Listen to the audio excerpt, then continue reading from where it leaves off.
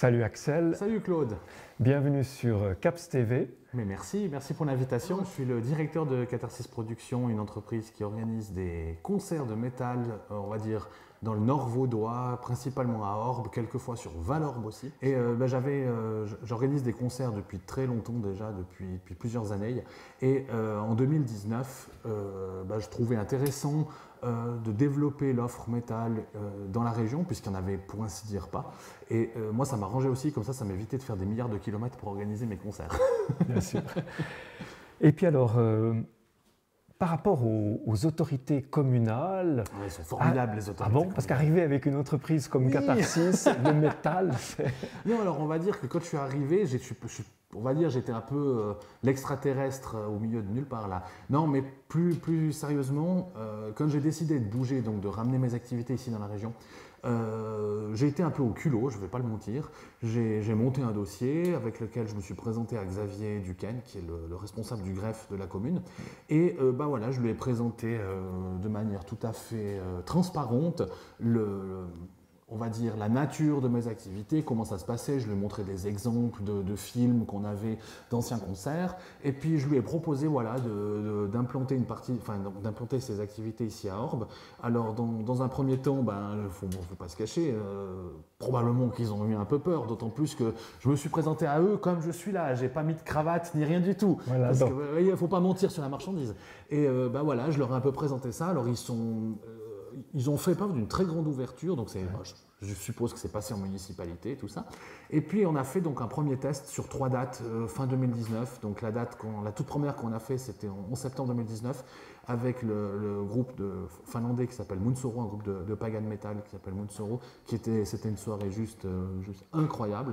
On a fait encore 2 autres dates, dont une date avec les Ramoneurs de Menhir en novembre, que les gens connaissent parce que un des membres des Ramoneurs de Menhir, c'est l'ancien guitariste des Berruriers Noirs, donc le groupe des années 70-80. Et après ça, il y a eu le Covid, et puis on a continué de développer les activités. Puis voilà, maintenant on va dire, c'est un peu inscrit dans le paysage culturel urbigène. Puis on a des super rapports avec la municipalité qui nous aident énormément par leur disponibilité, par les différents, voilà, le fait qu'ils encouragent l'activité aussi, pas seulement la municipalité, mais aussi la voirie, les responsables, les concierges. Enfin voilà, c'est vraiment, on travaille vraiment en parfaite synergie avec la commune, puis ça marche vraiment, c'est vraiment une super équipe, ils sont vraiment super.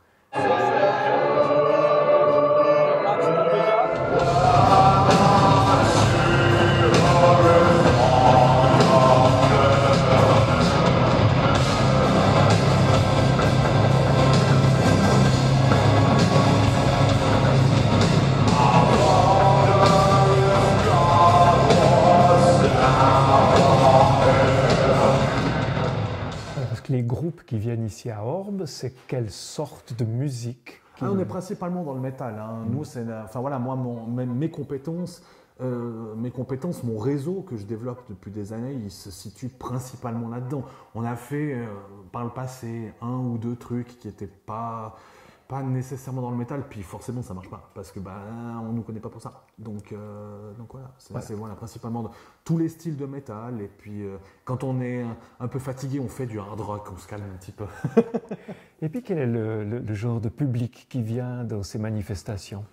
On va dire c'est vraiment tout public. On a quand on a fait le concert de Marduk au casino, c'était en novembre 2021. Il y a une photo qui a fait le tour du monde avec un petit enfant qui devait avoir autour des 4 ans, qui touche la main au chanteur de Marduk. Vraiment une photo qui a fait le tour du monde. Ça va donc des petits enfants de 3, 4, 5 ans à des personnes qui ont 70, 80 ans en fonction des affinités. Plus que l'âge du public, c'est plutôt voilà.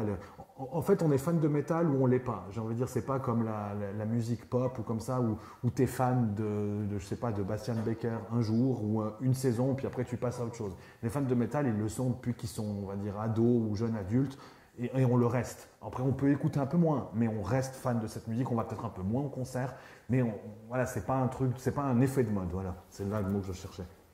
Les gens viennent de où? Alors, le public, on va dire ça va dépendre plutôt du type de soirée. Il y a des soirées très locales, comme quand on avait fait le festival Notre Région a du talent à Valorbe, où là tu vas toucher principalement, on va dire, des gens de la région étendue, donc Nord-Vaudois, Lausanne, à la limite un bout de la côte. Mais on va dire, ça touche la Suisse dans son intégralité, y compris la Suisse alémanique, l'Allemagne, l'Italie, France voisine, Angleterre aussi, de temps en temps un peu l'Espagne. Mais voilà, en fait, ça dépend du groupe qu'on fait venir principalement, ou de la typologie de la soirée. Et à l'image, on voit le groupe Silver Dust de Kiki Crétin. Kiki Crétin qui vient du Jura. Alors, je voulais juste te demander, la mise en scène, c'est étonnant. Ouais, non, ils ont vraiment un show qui est parfaitement léché, avec une mise en scène vraiment nickel, avec leur télévision. Là. Enfin, ouais, ils jouent beaucoup ce côté visuel. Après, ce côté visuel, dans le métal, il est très important. Je suppose que tu vas pas me rater avec les clichés sur le métal, mais voilà, pour reprendre un peu ces clichés, tu as beaucoup, dans le métal, on est beaucoup dans le visuel, beaucoup dans le show, il y a une grande théâtralité autour de la musique.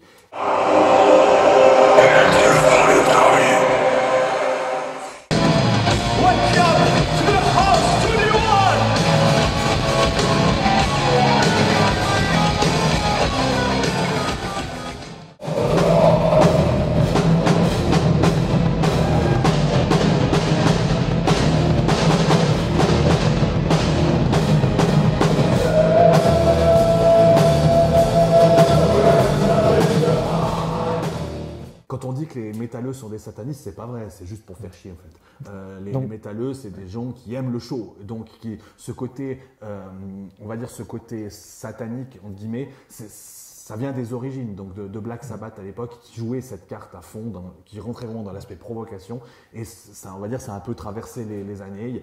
Mais si tu prends dans l'évolution du métal jusqu'à aujourd'hui, tu as encore des vieux groupes qui jouent cette carte hyper provoque du satanisme, mais on va dire ça a tendance à s'estomper. La provoque, elle se joue différemment. Voilà, donc là tu fais tomber tous les préjugés qu'on avait jusqu'à l'instant même. Ben, j'espère.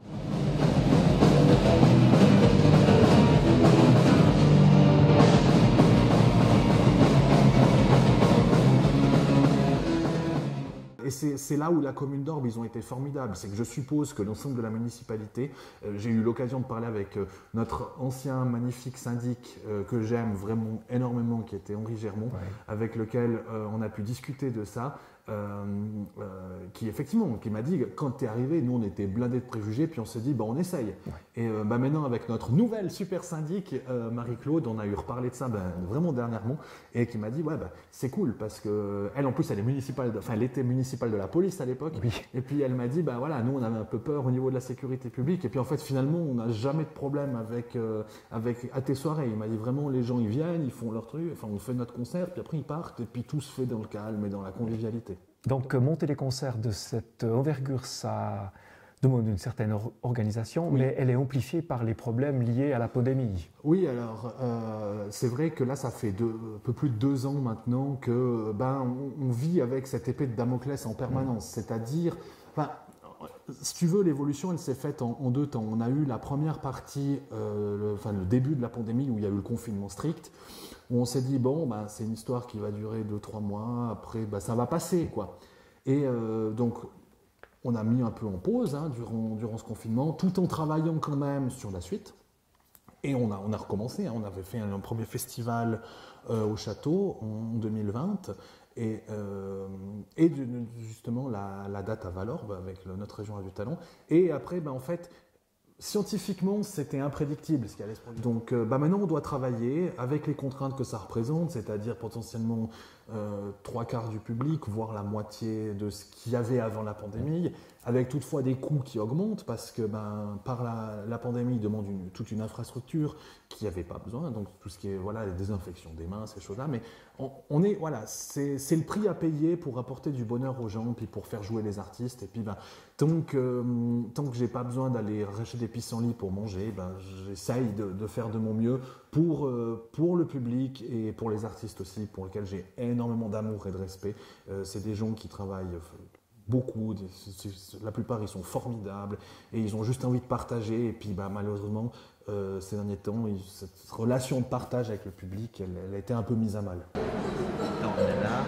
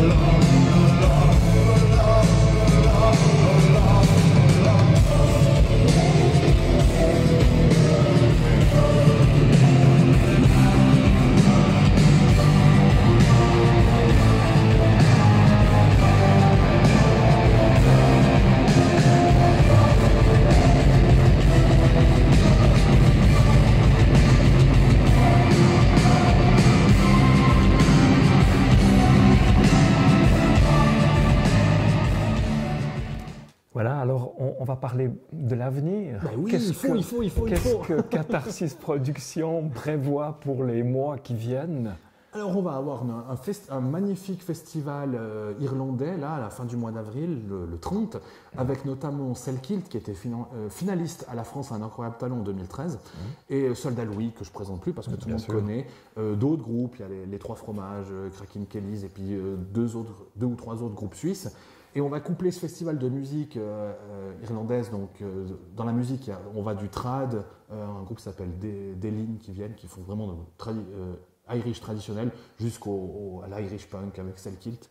Et on va coupler ça avec un festival de bières où on pourra déguster des bières du monde entier. On a plusieurs stands par région où les gens peuvent aussi venir se faire plaisir, partager un moment, puis découvrir peut-être des choses qu'ils n'auraient pas l'occasion. Donc ça, c'est la prochaine date. On a un festival à Valorbe qui a été décalé, enfin c'est la troisième tentative, parce que c'est la deuxième fois qu'il a été décalé. Donc le 2 juillet, avec Ultra Vomit et Tagala Jones, qui sont des références du punk français. Et donc c'est des groupes étrangers, avec un panel de groupes suisses aussi. Silverdust, il sera de nouveau là aussi. Kiki, il sera de nouveau avec nous à l'occasion de ce festival. Nedan, Velvet Fish, voilà, il faut aller sur notre site, il y a vraiment, la liste est longue. Et j'ai oublié une date au mois de mai.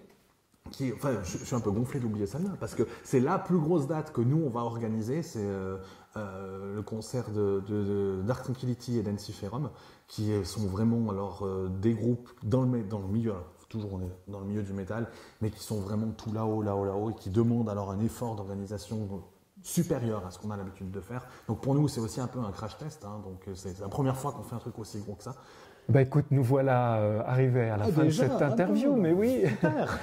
Écoute, Axel, je te remercie. Mais c'est moi qui te remercie beaucoup pour l'invitation, puis j'en profite pour remercier aussi, encore une fois, les autorités politiques et toute la commune d'Orbe, que ce soit la municipalité et tous les employés qui sont juste formidables, les bénévoles qui travaillent aux soirées Catharsis, qui sont exceptionnels, qui font toujours un travail formidable, et puis tous les artistes suisses et étrangers qui viennent se produire sur notre scène.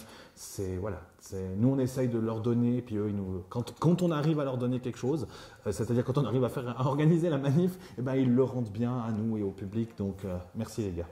Alors si tout va bien, on se retrouve le 30 avril au Puisoir pour boire et écouter de la musique irlandaise. C'est parfait, merci Axel. Merci Claude.